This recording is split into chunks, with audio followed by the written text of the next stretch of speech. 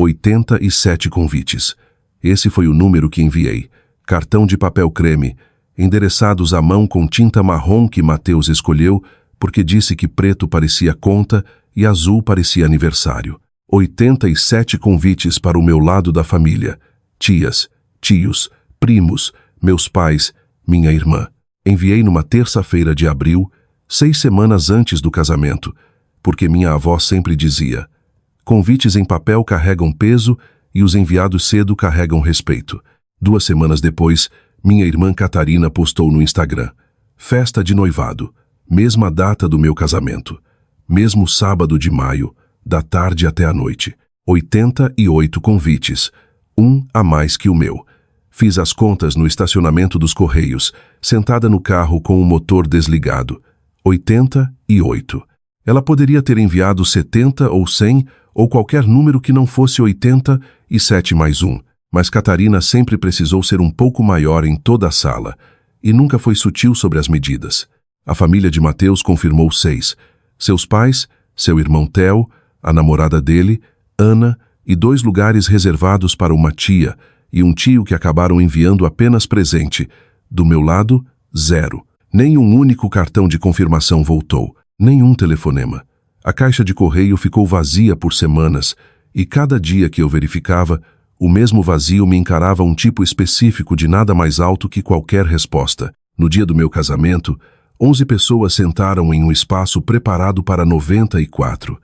E quando minha mãe me mandou mensagem durante o corte do bolo, olhei para a mensagem, olhei para a foto anexada e sorri. Preciso voltar ao começo. Na sexta-feira antes do casamento, eu estava no cartório de registro de imóveis de Salvador, na Bahia, protocolando uma liberação de hipoteca para um cliente. Trabalho como paralegal na Mendes e Costa, um escritório de médio porte no centro que cuida principalmente de inventários, testamentos e disputas imobiliárias. O trabalho combina comigo. Sempre fui a pessoa que lê a letra miúda, que verifica datas de autenticação, que confere assinaturas de testemunhas. Outras pessoas acham isso tedioso. Eu acho calmante. Do jeito que algumas pessoas acham jardinagem ou corrida calmante, o trabalho constante de colocar as coisas na ordem correta. O cartório fecha às 10 ACT, e às 10 A6:15, os funcionários já empilhavam papéis, olhando para a porta. Deixei o protocolo na bandeja certa e virei para sair, mas minha mão parou no fim do corredor. 3 filas adiante, segunda gaveta de baixo. Era aquela gaveta. 8 meses antes, eu a havia aberto enquanto puxava registros de propriedade para uma disputa de divisa. E dentro encontrei um documento que reorganizou a arquitetura da minha família sem que ninguém soubesse. Continuei andando. Amanhã era meu casamento. O documento podia esperar. Já esperava havia 6 anos. Lá fora, Salvador fazia seu espetáculo de fim de tarde. As mangueiras e ipês, a luz ficando densa e dourada sobre os prédios coloniais do Pelourinho. O ar tão úmido que pressionava a pele como uma palma quente. Dirigi para casa pelas ruas que já dirigi 1000 vezes, passando pelas praças com seus monumentos, bancos e turistas posando diante das fontes. E a cidade parecia a mesma de sempre, exceto que tudo sobre o amanhã era desconhecido, e o não saber havia se acomodado entre minhas costelas como água enchendo um copo. Naquela noite, Mateus e eu sentamos à mesa da cozinha do nosso apartamento, repassando os detalhes finais. O buffet havia confirmado para 94. O florista chegaria ao meio-dia. O quarteto de cordas tinha a playlist. A fotógrafa, uma jovem chamada Clara que Mateus encontrou por um colega, nos encontraria no local às 13h30. Tudo organizado, etiquetado, agendado. Sou boa nisso. Sempre fui boa nisso. Minha mesa no trabalho tem etiquetadora e sistema de arquivos com abas coloridas. E Mateus já brincou que eu organizaria o apocalipse em planilha e ainda cumpriria o prazo. Ele olhou para o mapa de assentos e depois para mim. 6 confirmados do meu lado, disse. Seu lado? Provavelmente é o número final. Pousou o mapa. Tem um jeito de ficar muito imóvel quando está bravo e não quer demonstrar. Os ombros se quadraram e as mãos ficam planas sobre a superfície mais próxima, como se estivesse escorando uma parede. Mateus é engenheiro civil da prefeitura. Um homem que constrói muros de contenção, sistemas de drenagem e conhece a capacidade de carga de cada viga que toca. Quando está bravo, o corpo dele vira estrutura também. Peso distribuído, juntas travadas, nada se movendo que não precise. Quer ligar para sua mãe? Perguntou. Não, Mateus. Não quero ouvir ela explicar por que não pode vir. Já sei o roteiro. Catarina precisa mais dela. O evento dela foi planejado primeiro. Parei. Ela vai dizer que foi planejado primeiro mesmo não sendo. E eu vou ter que escolher entre corrigir e manter a paz. E estou cansada dessa escolha. Ele ficou quieto um momento. Depois puxou a cadeira ao redor da mesa até ficar ao meu lado, não em frente. Se ninguém vier, eu ainda vou casar com você na frente de todas aquelas cadeiras vazias e vou dizer cada palavra mais alto que o silêncio. Apoiei a testa no ombro dele. Ele cheirava a serragem e sabonete porque passara a tarde lixando o piso da casa que estávamos comprando um imóvel para reformar no bairro do Rio Vermelho e já havia começado a obra mesmo sem a escritura finalizada. Mateus constrói coisas. É o que faz em vez de discursos. Quando pediu em casamento, não se ajoelhou num restaurante. Construiu um banco no quintal com madeira reutilizada e escondeu a caixinha no encaixe onde o assento encontrava o braço. Pediu que eu sentasse com ele e, quando me recostei, encontrei a caixa. Disse, achei que o banco ia durar mais que qualquer discurso que eu pudesse fazer. Contei a ele sobre o vestido. O vestido de noiva de organza de seda da minha avó, de 1967, estava guardado numa capa no depósito dos meus pais havia 9 anos, desde que ela faleceu. Sempre planejei usá-lo. O vestido era lendário na família. Minha avó o vestira para casar com meu avô em Feira de Santana em 1967. Nas fotos, parecia uma coluna de luz, a organza captando o sol de um jeito que a fazia brilhar. Quando eu era menina, ela tirava da capa, segurava contra mim e dizia, um dia, 6 semanas antes, quando dirigia até Feira de Santana para buscá-lo, a capa havia desaparecido. O depósito estava meio vazio, como se alguém tivesse passado por lá. Minha mãe disse que provavelmente estava guardado em outro lugar. Disse que procuraria. Nunca ligou de volta. Então comprei um vestido marfim simples numa loja no centro. Limpo. Meu. Preciso explicar sobre os convites, sobre o que aconteceu naquelas 2 semanas entre eu enviar, Luz e o anúncio de Catarina. Enviei na terça. Mateus e eu estávamos noivos havia 4 meses. A data do casamento estava marcada desde janeiro. Toda a família sabia. Liguei para minha mãe em dezembro, no dia seguinte ao pedido, e ela disse, parabéns, numa voz que parecia ler um cartão. Liguei para Catarina, que disse, ah, que legal. E depois passou 40 minutos falando de um cara que viajava havia 3 semanas. Não era novidade. Era o sistema operacional da família, rodando o mesmo programa desde que éramos crianças. Catarina é 3 anos mais nova e tem sido o centro de gravidade da família desde o dia em que nasceu. Era o bebê bonito, a criança fácil, aquela cujo sorriso fazia estranhos pararem minha mãe na rua. Era quem pegava o papel principal na peça da escola. Era quem fazia um escândalo no meu baile de formatura do ensino médio tão espetacular que minha mãe passou a recepção inteira no estacionamento acalmando-a. Eu comi o bolo sozinha lá dentro. Meu pai leu notícias de esporte no celular. Não estou dizendo que Catarina é má. Digo que nunca lhe pediram para dividir o espaço com as necessidades de mais ninguém, então ela nunca aprendeu. E toda vez que eu chegava perto de ter um momento meu, a gravidade de Catarina puxava a atenção de volta. Não fazia de propósito, ou fazia, ou a distinção entre instinto e intenção havia colapsado tanto tempo atrás que já não importava. Os convites saíram, e por 2 semanas, as únicas respostas foram da família de Mateus e 2 colegas de trabalho. Então apareceu o post de Catarina no Instagram, foto da mão esquerda dela, um anel que eu não reconhecia num homem que eu nunca vira. Legenda. Ele pediu. Eu disse sim. Festa de noivado 17 de maio, 15. Save the date, 17 de maio, dia do meu casamento. Os comentários estavam cheios de corações e parabéns. Minha tia Patrícia escreveu, estaremos aí, querida. Minha prima Denise postou 3 emojis de fogo. Minha mãe comentou um único coração vermelho. Sentei no carro em frente aos correios e rolei todos os comentários um a um, cruzando os nomes com a lista de quem recebera meu convite. A sobreposição era completa. Toda pessoa celebrando a festa de Catarina era alguém convidado para meu casamento que não respondera. Ninguém mencionou o conflito. Ninguém pareceu registrar a data. Ou talvez todos tivessem registrado e a escolha tivesse sido fácil assim. Fechei o app. Dirigi para casa.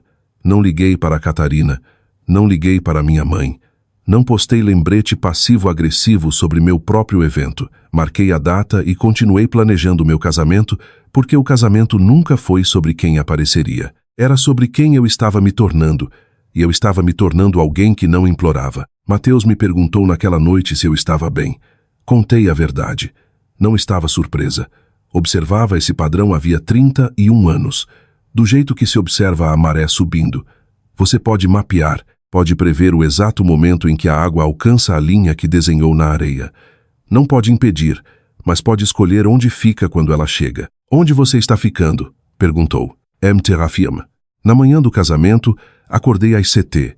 Mateus já estava de pé passando a camisa na cozinha. O apartamento cheirava a café e goma, e a luz da manhã entrava pelas janelas viradas para leste em longos feixes dourados que listravam o chão. A mãe dele, Júlia, ligara para dizer que estavam na estrada, todos os 6, a 2 horas de distância. Verifiquei o celular enquanto o café passava. Nenhuma mensagem da família, nenhum boa sorte, nenhum pensando em você, nenhum estamos a caminho. O silêncio já tinha forma, era um retângulo limpo, exatamente as dimensões de uma tela de celular com nada nela. Me vesti sozinha. O vestido marfim fechou nas costas e alcancei atrás de mim puxando o zíper com uma mão, do jeito que se faz quando não há ninguém para pedir. Imaginei esse momento diferente. Quando menina, via nos filmes mulheres ao redor. Mãe ajustando o véu, irmã segurando o buquê, todas chorando lágrimas de quem é amado tanto que transborda. Em vez disso, o banheiro estava quieto, e o único som era o zíper subindo pela espinha e o zumbido do ar-condicionado. Fiz minha própria maquiagem no espelho. Rímel, um pouco de blush, batom que Mateus uma vez disse que me fazia parecer que havia comido morangos. Minhas mãos estavam firmes, exceto uma vez na segunda camada de rímel, quando os dedos tremeram e precisei afastar o aplicador dos cílios e esperar.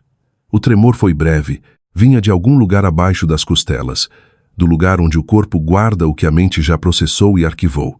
A sensação oca se espalhou pelo externo e pelos braços. Por uma respiração, 2, o corpo se recusou a concordar com o que a mente já aceitara. A mente pode se preparar para a ausência. O corpo a lamenta no seu próprio tempo. Estudei-me. Coloquei o celular na clutch. Olhei para mim no espelho e vi uma mulher que não esperava. Não a noiva das revistas, cercada por mãe, irmã e amigas, chorando e rindo. Apenas uma mulher num vestido simples de pé no próprio banheiro, prestes a casar com o homem que amava, diante de uma sala que talvez ecoasse. Ela bastava. Eu bastava. Dirigi até o local. O Jardim das Buganvilhas fica na saída leste de Salvador, passando a última faixa comercial e entrando numa extensão de árvores que cobrem a estrada tão completamente que a luz fica verde e dourada mesmo ao meio-dia. O casarão foi construído em 1898 por um comerciante de cacau, abandonado nos anos 1970, quando o dinheiro da família acabou e restaurado há 10 anos por um casal que o transformou em espaço para eventos. Arbustos de buganvília ladeiam o caminho central. A área da cerimônia é um gramado amplo com uma varanda de pedra atrás para recepções, que dá para um pequeno lago onde tartarugas se aquecem na margem. Num dia bom, a luz naquele jardim parece mel derramado entre as árvores. Escolhi o lugar por causa das buganvílias. Minha avó tinha um arbusto de buganvília roxa no quintal em Feira de Santana, uma cascata roxa que cuidava todo ano, podando no inverno e vendo explodir em abril. Quando pequena, eu sentava embaixo enquanto ela jardineava, e as flores caíam no meu cabelo, e ela dizia: buganvília é paciente, leva anos para florescer, mas quando floresce, cobre tudo. Não sei se falava da planta. O local estava preparado para 94, cadeiras brancas em 10 fileiras de 9 mais 4 no fim. Flores em cada marcador de corredor, peônias e gardênias porque minha avó cultivava as duas e aprendi os nomes antes de aprender cursiva. Um bolo de 3 andares na varanda da recepção, limão com cobertura de buttercream, receita da minha avó que eu mesma havia assado no dia anterior, com Mateus segurando a batedeira enquanto eu ralava 6 limões à mão. marcadores de lugar em 10 mesas redondas, cada um escrito à mão por mim ao longo de 3 noites, enquanto Mateus assistia futebol na outra sala e periodicamente me trazia chá. O quarteto aquecia perto do arco, tocando algo suave e circular que eu não reconhecia. Andei pelas fileiras vazias. As cadeiras brilhavam à luz da tarde e pareciam menos assentos e mais uma congregação de pequenos fantasmas brancos, presentes e pacientes, esperando corpos que não chegariam. O ar estava espesso de gardênia e calor, e a doçura se agarrava aos pulmões de um jeito que os apertava. Uma sala cheia de flores cheira diferente quando não há gente suficiente para absorver o perfume. Fica enjoativo. Fica cheiro de velório. Já fui a funerais suficientes para saber a diferença entre flores que celebram e flores que lamentam. E essas flores em vasos num jardim vazio não conseguiam decidir qual eram. Meu estômago revirou. Uma onda de náusea breve e aguda, e pressionei a mão numa cadeira branca para me firmar. A estrutura metálica estava quente do sol. Contei as fileiras. 10. Contei as cadeiras na primeira. 9. Fiz a multiplicação, porque números são o que procuro quando o mundo inclina, e a matemática deu algo sólido para segurar. A responsável pelo buffet, Dona Lúcia, aproximou-se da varanda. Mulher compacta na casa dos 50 anos, olhos gentis e com postura diplomática de quem já gerenciou 100 eventos e sabe exatamente quando um está indo para o lado. Olhou as cadeiras vazias, olhou para mim. Não fez a pergunta que os olhos faziam.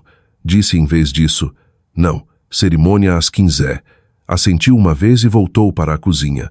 Não perguntou sobre as cadeiras.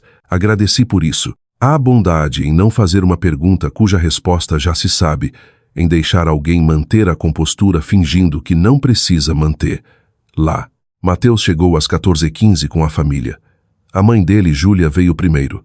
Mulher baixa de braços fortes e cabelo grisalho natural, me abraçou do jeito que sempre faz. Completo, ambos os braços, pressão total, tempo suficiente para significar. Segurou 1 segundo a mais dessa vez. O segundo extra era pelas pessoas que deveriam estar me abraçando e não estavam. O pai de Mateus, Geraldo, apertou minha mão e disse, "Você está linda."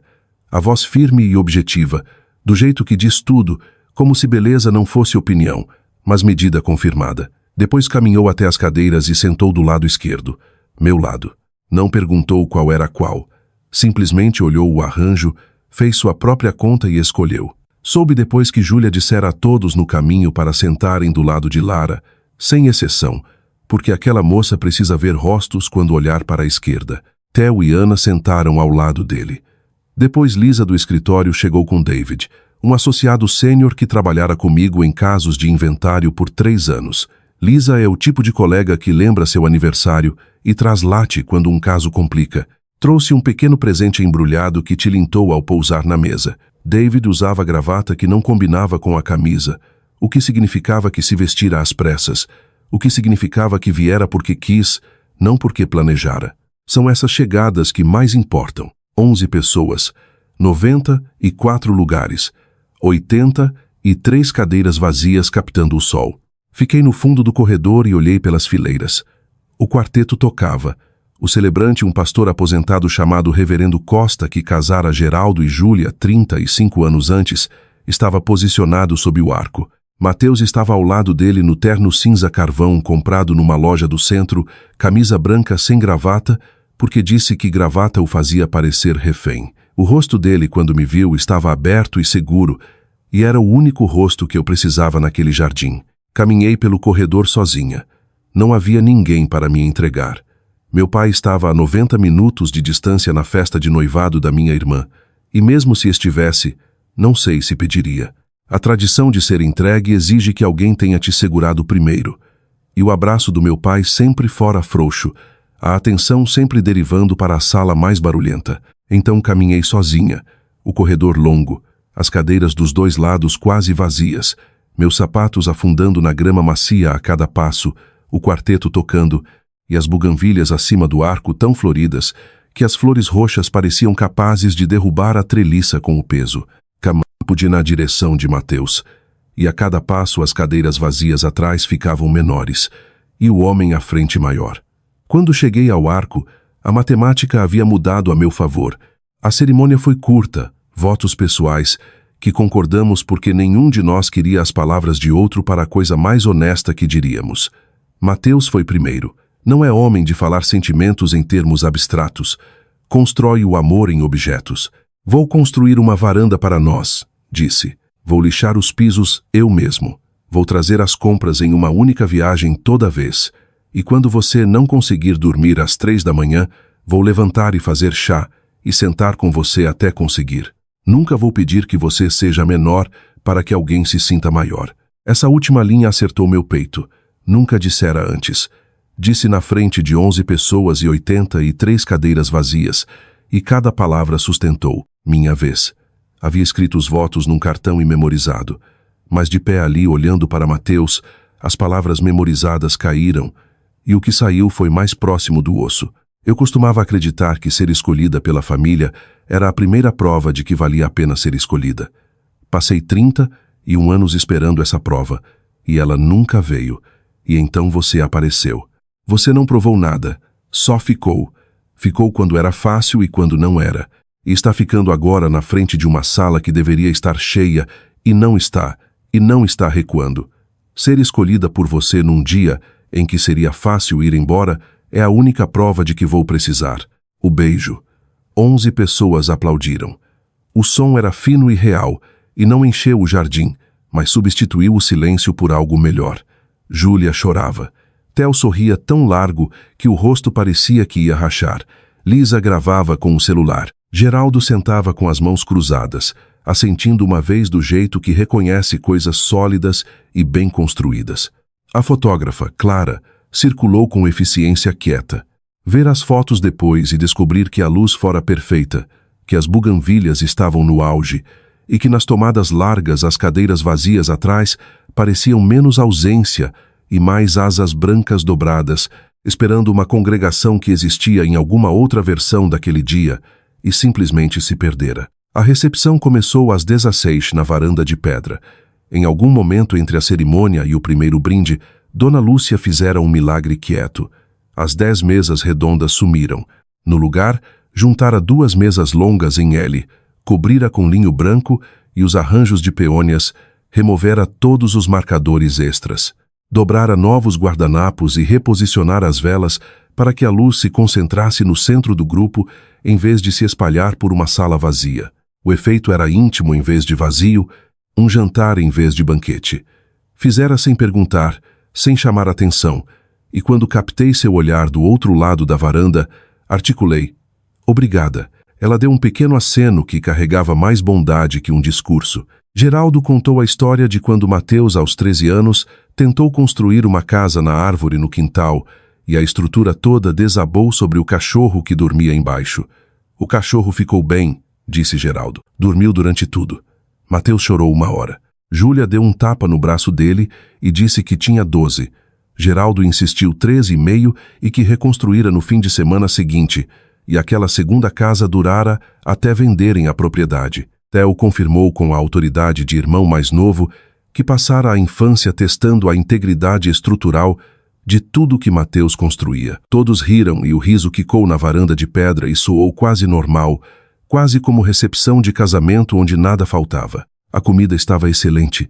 Vatapá, caruru, acarajé, farofa. O buffet ajustara as porções para que os pratos parecessem cheios em vez de cavernosos. O bolo de limão esperava no suporte, 3 andares de buttercream brilhando no sol do fim da tarde. Meu celular vibrou 2 vezes na clutch e deixei ficar. Às 16h45, uma mulher apareceu na borda da varanda. Uns 60 e poucos anos, alta e ereta, pele escura e blusa de seda prateada. Carregava um pequeno envelope creme com as 2 mãos, do jeito que se carrega algo insubstituível. Não a reconheci. Caminhou até mim e estendeu a mão. Lara disse: meu nome é Ruth Oliveira. Sua avó Min foi minha amiga mais querida nos últimos 8 anos da vida dela. Pediu que eu lhe entregasse algo neste dia. Apertei sua mão.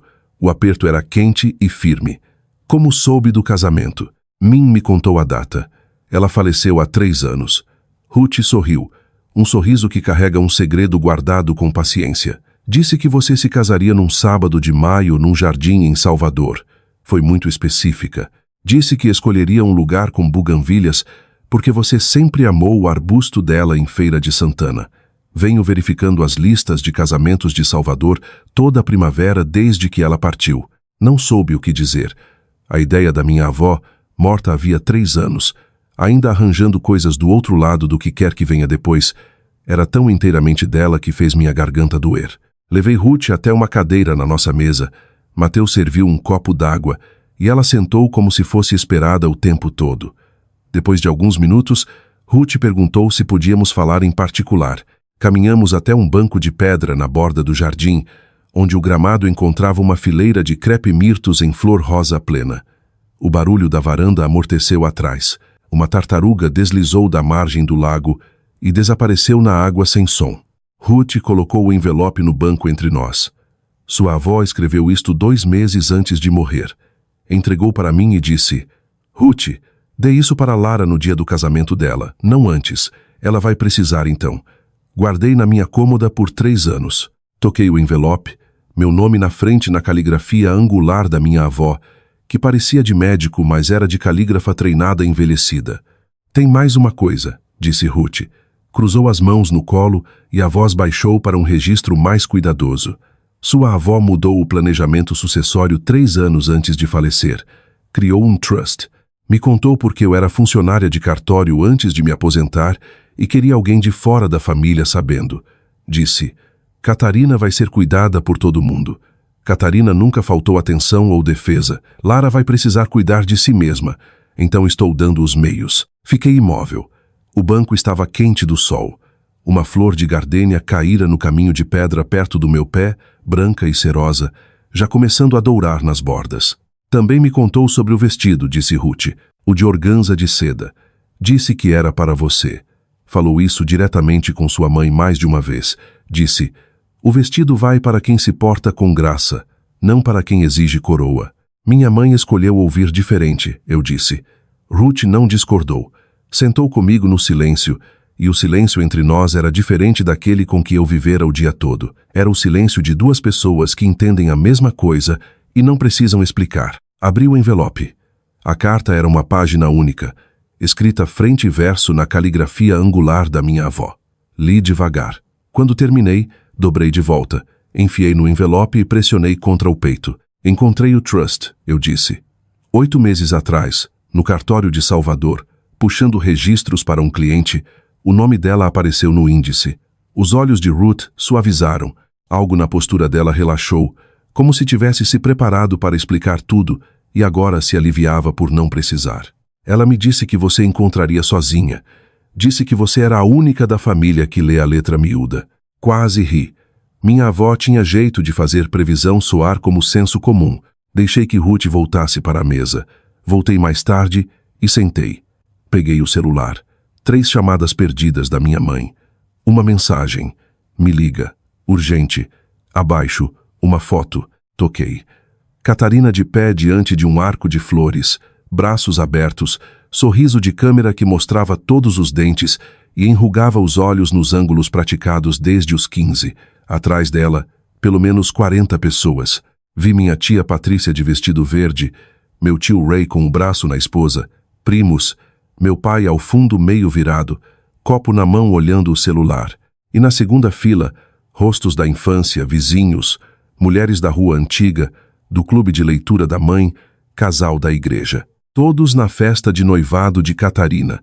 Todos que não foram ao meu casamento. Catarina usava o vestido da minha avó, o de organza de seda de 1967, o que sumira do depósito, o que minha mãe disse que provavelmente estava guardado em outro lugar. Estava nela. O caimento errado. Ela é mais alta que eu por 8 centímetros e mais estreita nos quadris. Dava para ver onde o tecido fora apertado na cintura com alfinetes que refletiam o flash. A bainha caía um dedo curto demais. Olhei a foto. Mateus se inclinou sobre meu ombro. O maxilar dele travou. Mas eu olhei além do vestido, da multidão, do arco. Vi os olhos de Catarina. Mesmo na foto, mesmo no meio do sorriso, os olhos varriam a sala, contando, certificando-se de que todos assistiam, de que ela era o centro do jeito que sempre precisou ser. Não por crueldade calculada, mas por uma fome tão profunda que não tem fundo. Catarina não rouba atenção porque é má. Rouba porque é vazia.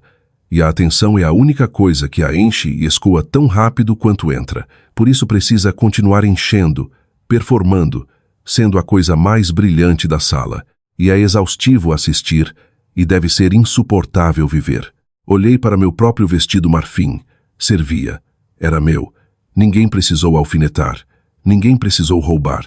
Eu escolhi, comprei, fechei sozinha. E ele se ajustava ao corpo como se pertencesse ali. Sorri. O sorriso não era vingança. Não era satisfação ou qualquer sentimento afiado onde mágoa encontra vindicação. Era a liberação específica de um peso que carregava tanto tempo que esquecera que era separado do corpo. O peso de precisar que minha família me visse. O peso de medir meu valor pela presença deles. Deixei-o ali, na luz dourada de uma tarde em Salvador, numa mesa com 11 pessoas que vieram. Mateus perguntou: "Está tudo bem? Vou ligar para ela." Fui para uma salinha interna que cheirava a madeira velha e lustra-móveis de limão. Uma janela dava para o jardim dos fundos, onde o sol da tarde tardia avermelhava os crepe-mirtos. Fechei a porta, liguei para minha mãe. Ela atendeu no segundo toque, voz de quem foi pega e tenta se adiantar à culpa. "Nora, acabei de ver Catarina. Ela está com o vestido da sua avó. Eu não sabia que ela tinha pegado. Desculpe, não fazia ideia que faria isso. Eu sei. Você sabe que ela pegou. Eu sei que está usando. Vi a foto que enviou." Pausa. Som de festa ao fundo. Risadas abafadas. Base de uma música que não identifiquei. "Eu deveria ter ido hoje, Lara. Deveria ter ido ao seu casamento." Sim, deveria. O silêncio entre nós tinha mobília. Pesado e cheio de anos de conversas que seguiam o mesmo caminho. "Todo mundo veio aqui", disse ela, voz menor. "A família toda. Pensei que você entenderia. Você sempre foi a forte, Lara. Não precisa de mim do jeito que ela precisa." "Eu entendo, mãe. Esse é o problema. Entendo exatamente por que escolheu a festa dela. Sempre entendi. Entendi quando ela fez escândalo na minha formatura e você passou a recepção acalmando-a no estacionamento. Entendi quando anunciou viagem à Europa na mesma semana que passei no exame de paralegal e o jantar virou sobre o roteiro dela. Entendi quando ligou 17 vezes no dia da minha mudança para a faculdade porque sentia saudade e você voltou para casa antes que minhas caixas fossem desempacotadas. Passei a vida toda entendendo e agora parei. Lara, por favor. O vestido é um vestido, mãe. Catarina pode ficar com ele. Não serve nela e ela vai descobrir isso eventualmente." "Como assim?" "Quero dizer que vovó me deixou algo mais importante que um vestido e encontrei sozinha, do jeito que ela sempre disse que eu faria." "Não entendo. Do que você está falando?" "Você vai descobrir. Pelos canais adequados, do jeito que as coisas legais funcionam." Ouvi minha mãe respirando do outro lado. Podia mapear o formato exato da confusão dela, misturada com culpa e o impulso reflexivo de defender Catarina. Mesmo agora poderia ter explicado tudo. Poderia ter detonado a informação sobre o trust pelo telefone e escutado o silêncio depois. Escolhi não fazer. O trust surgiria por si, pelo advogado, pelo processo legal que minha avó colocara em movimento 6 anos antes, com a precisão calma de uma mulher que amou as 2 netas e confiou em apenas uma. "Tenho que ir. Estamos cortando o bolo." "Lara, espera." "Adeus, mãe." Desliguei. Fiquei na salinha 1 minuto, respirando. O cheiro de lustramóveis de limão era forte e limpo. Pressionei as mãos na mesa velha de madeira e senti o grão sob as palmas. E estava no meu corpo completamente pela primeira vez o dia todo. A dor ainda estava lá, como uma pedra no peito, pesada, lisa e permanente. Mas ao lado, ocupando o mesmo espaço sem apertar, havia outra coisa. O conhecimento limpo e sólido de que ficara na minha própria autoridade e falar a verdade sem crueldade, sem implorar, sem performar. Dissera o que era real e deixara ser suficiente. Quando voltei à varanda, Mateus esperava com a faca do bolo. O bolo de limão de 3 andares, cobertura brilhante, alguns ramos de lavanda fresca entre as camadas. Receita da vovó. Encontrei na caixinha de receitas quando tinha 8 anos, num cartão amarelado na caligrafia angular dela. Bolo de limão para quem fica. O título nunca fizera sentido antes. De pé ali com bolo nos dedos e meu marido ao lado fez. Mateus e eu seguramos a faca juntos e cortamos a primeira fatia. 11 pessoas vibraram. O som quicou na varanda de pedra e se espalhou pelo jardim onde as buganvílias capturaram e seguraram nas folhas. Comi minha fatia devagar. O bolo era azedo e doce e denso do jeito que só manteiga de verdade, limões frescos e paciência conseguem fazer. Tinha gosto da cozinha da minha avó nos sábados de manhã quando eu tinha 8, 9 ou 10 anos. E ela ficava no balcão em Feira de Santana me ensinando a bater manteiga e açúcar à mão, meu bracinho doendo da colher de pau, a mistura lentamente ficando clara e fofa. Catarina tentava 1 minuto, reclamava que o braço doía e ia ver TV. Eu ficava trabalhando a colher em círculos lentos e vovó se encostava no balcão com o café e me observava e dizia: "Você é a única que fica tempo suficiente para aprender." A luz ficou dourada. Fim de tarde em Salvador, quando o sol baixo faz tudo parecer mergulhado em âmbar. Clara circulou a mesa tirando fotos espontâneas. Capturou uma minha rindo com buttercream no polegar, que se tornaria minha foto favorita do casamento. Não por como eu estava, mas pela expressão no rosto de Mateus atrás de mim. Orgulho, amor e uma fúria, contida tudo pelos que deixaram as cadeiras vazias sustentado na linha do maxilar e na suavidade dos olhos, 2 emoções em partes diferentes do rosto, ambas para mim. A noite desceu devagar, do jeito que boas noites descem quando não há para onde ir e ninguém para performar. Geraldo e Júlia se despediram por volta das 20. Júlia me abraçou de novo, longo e completo, e dessa vez disse: "Você é família agora, e família não falha." Era o tipo de frase que soa simples até ouvir no dia em que sua própria família falhou e então abre algo que precisava ser aberto. Geraldo me entregou um envelope pequeno, dentro um cheque. "Guardamos isso para o casamento dele", disse, feliz de finalmente usar. Theo abraçou o irmão e sussurrou algo que fez Mateus rir de verdade, daqueles que sacodem os ombros. Ana apertou minha mão e disse que mandaria o vídeo dos votos. Lisa disse: "Para registro, foi o casamento mais bonito que já vi, e já fui a 30. David apertou a mão de Mateus e disse: "Você fez bem, cara." Que bastou. Ruth foi a última a sair. Ficou ao lado do carro no estacionamento, as mangueiras formando um dossel escuro acima e as primeiras estrelas aparecendo entre as folhas. Segurou minhas 2 mãos. Min estaria na primeira fila, disse. Estaria tão orgulhosa que não conseguiria ficar sentada. Bateria palmas mais alto. Teria trazido um prato e 3 sobremesas e dito ao buffet como fazer o trabalho. Ri e o riso ficou úmido nas bordas e Ruth apertou minhas mãos mais forte. "Leia a carta quando estiver pronta", disse. Ela quis cada palavra. Ruth foi embora e as lanternas traseiras desapareceram no túnel de árvores.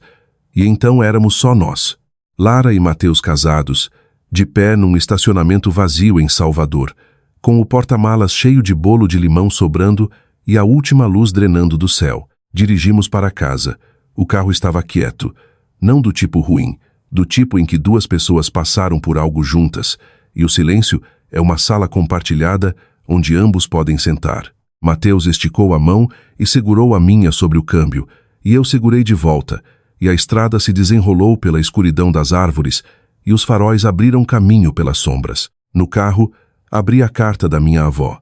Mateus dirigia e lia à luz da tela do celular. A maior parte era entre ela e mim, palavras privadas. Mas perto do fim escreveu: "Você nunca foi a quieta, Lara. Você foi a que escutava. Há uma diferença, e é tudo." Dobrei a carta e segurei no colo o resto do caminho. 4 meses depois, eu estava sentada à mesa da cozinha da nossa nova casa. O imóvel para reformar no Rio Vermelho era nossa escritura assinada, chaves na mão, cada cômodo um projeto e uma promessa. Mateus havia invernizado os pisos da sala ele mesmo, como prometera nos votos, e a casa toda cheirava a poliuretano, serragem e ao calor específico de um lar sendo construído pelas pessoas que moram nele. Ele estava no quintal trabalhando na estrutura da varanda, o som da furadeira pontuando a tarde em explosões regulares e intencionais. Na mesa à minha frente, uma carta do advogado que cuidava dos assuntos da minha avó. O espólio fora finalizado. O trust irrevogável executado. O prédio misto comercial na Rua Chile, em Feira de Santana, agora avaliado em R$ 7 milhões, Estava oficialmente e exclusivamente no meu nome. Pousei a carta, servi um copo d'água e bebi. Então o telefone tocou. Catarina. Não ouvira a voz dela desde antes do casamento. 4 meses de silêncio, que não rompi nem lamentei. Atendi. O advogado disse que o prédio é seu. Sem oi, sem preâmbulo. A voz era a que eu sempre conheci melhor. A voz aguda e pressurizada de Catarina, sendo negada algo que tinha certeza que era dela. Ei, isso não pode estar certo. Vovó nunca deixaria o prédio para você. Ela me amava. Sempre disse que cuidaria de mim. Ela amava você. Mamãe, papai, tias, tios, a família toda. Sempre cuidaram de você, Catarina. Cuidaram de você no dia do meu casamento. Vovó me deixou o prédio porque sabia que ninguém mais ia cuidar de mim. Você roubou isso. Manipulou ela de alguma forma. Eu tinha 25 anos quando ela criou o Trust. Morava em Salvador. Não visitava a Feira de Santana havia 6 meses. Não sabia o nome do advogado dela. Não sabia do Trust até encontrar o registro 8 meses atrás por acaso, fazendo o meu trabalho. Silêncio na linha. Ouvi barulho de televisão ao fundo dela. Mamãe disse que você deveria dividir. Disse que é o que vovó teria querido. Vovó quis exatamente o que escreveu. Assinou e autenticou na frente de 2 testemunhas. Eles dizem o que uma pessoa quis quando ninguém mais pode perguntar. Ela desligou. Pousei o telefone na mesa e olhei para ele. Não senti triunfo. Não senti a onda quente de vindicação que imaginara em momentos mais fracos. Senti o peso limpo e pesado da confiança de outra pessoa em mim, dada livremente sem eu pedir, e a obrigação de carregá-la sem dobrar. Mateus entrou pela porta dos fundos, serragem nos antebraços, furadeira ainda na mão. Viu meu rosto. Ela vai ligar de novo. Sempre ligam. Sentou ao meu lado. A cozinha estava meio pintada, os armários originais dos anos 1940 que planejávamos manter, e a luz da tarde entrava pela janela acima da pia, fazendo o cômodo brilhar do jeito que a luz de Salvador brilha quando decide ser generosa. Está bem? Perguntou. Estou bem. Colocou a mão na mesa, palma para cima. Pus a minha por cima e os dedos dele se fecharam ao redor dos meus, e ficamos ali um tempo sem falar enquanto a furadeira esfriava no balcão e a varanda esperava lá fora, meio construída e paciente. Naquela noite sentei na varanda.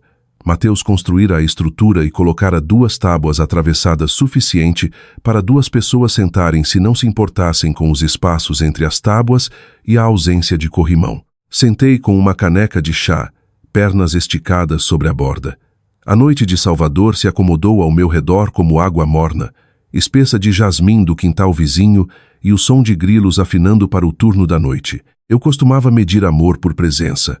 Quem apareceu, quem ligou, quem mandou cartão, quem sentou na cadeira. Construí um livro-caixa na cabeça e conferia todo o feriado, aniversário, crise, marcando quem estava presente e quem ausente. E a matemática nunca equilibrava. Os créditos sempre curtos, os débitos sempre crescendo.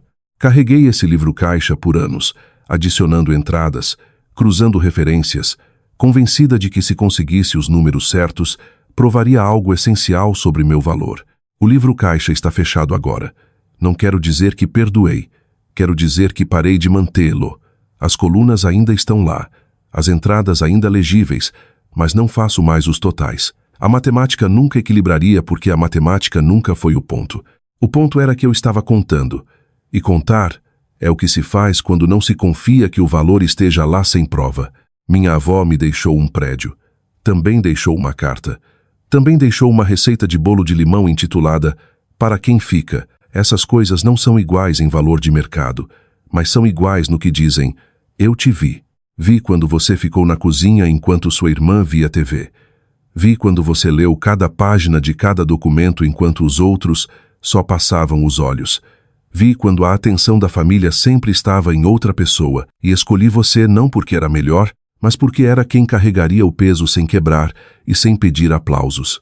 Catarina ficará com o vestido. Usará em outro lugar, em outro evento onde as câmeras estiverem ligadas e a plateia cheia.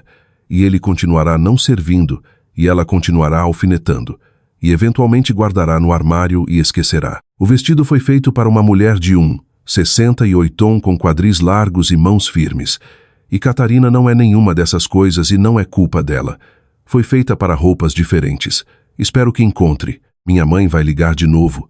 Vai pedir que eu divida o prédio. Vai usar palavras como família, justiça e o que vovó teria querido. E vou dizer que o que vovó quis está escrito num documento legal arquivado no cartório de Salvador. E se quiser ler, pode dirigir até lá. Não vou gritar.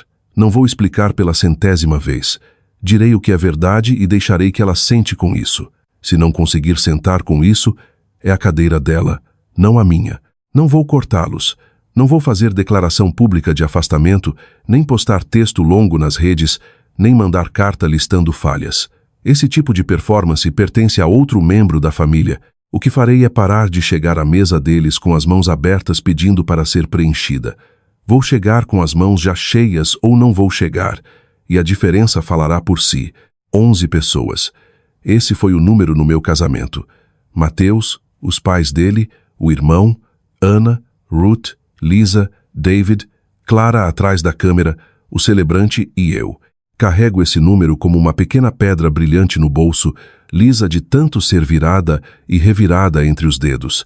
Algumas pessoas chamariam de pequeno, algumas chamariam de triste. Eu chamo de verdade. 11 pessoas vieram porque escolheram, não porque precisavam, não porque culpa ou obrigação ou medo de falarem mal as arrastaram para uma cadeira. Vieram porque quiseram ver eu casar com o homem que amo. E aplaudiram quando nos beijamos. E o som foi fino e real. E foi mais que suficiente. Mateus saiu e sentou ao meu lado nas 2 tábuas. Não perguntou no que eu pensava. Trouxe a própria caneca de chá, pousou na estrutura da varanda e se recostou. E a varanda meio construída rangeu sob nosso peso combinado. Segurou.